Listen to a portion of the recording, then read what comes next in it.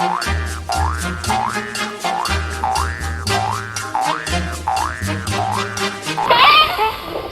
tuyul sekolah.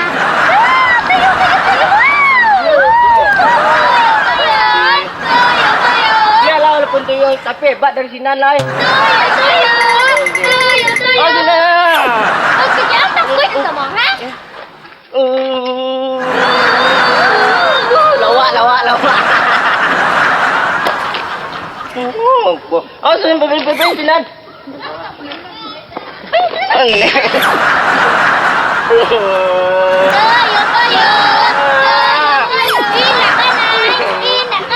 Kalian lah. Dia mama ni. Kecil lah, kecil lah kabar dia. Kecil lah, awas lah. Awas lah.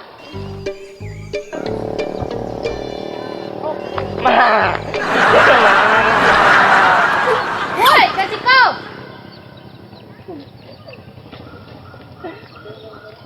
Kelempangan anak Den. Mantang-mantang anak Den sakare. Malantehangan saya kalian. Lihatlah, sebui kaya Den. Lihatlah. Sebiarlah. Takut orang. Lama pulang lemak je lah takut. Mana?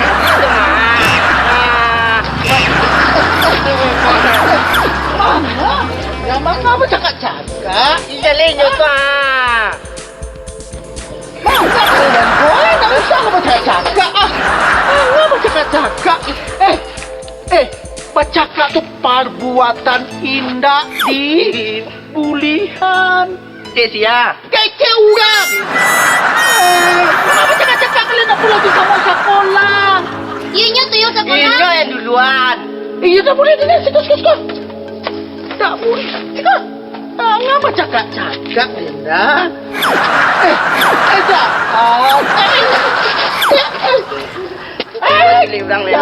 Jangan masuk bercakap.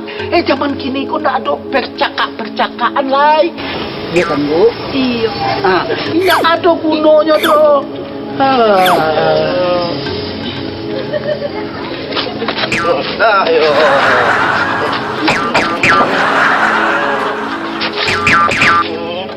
Tak sedih.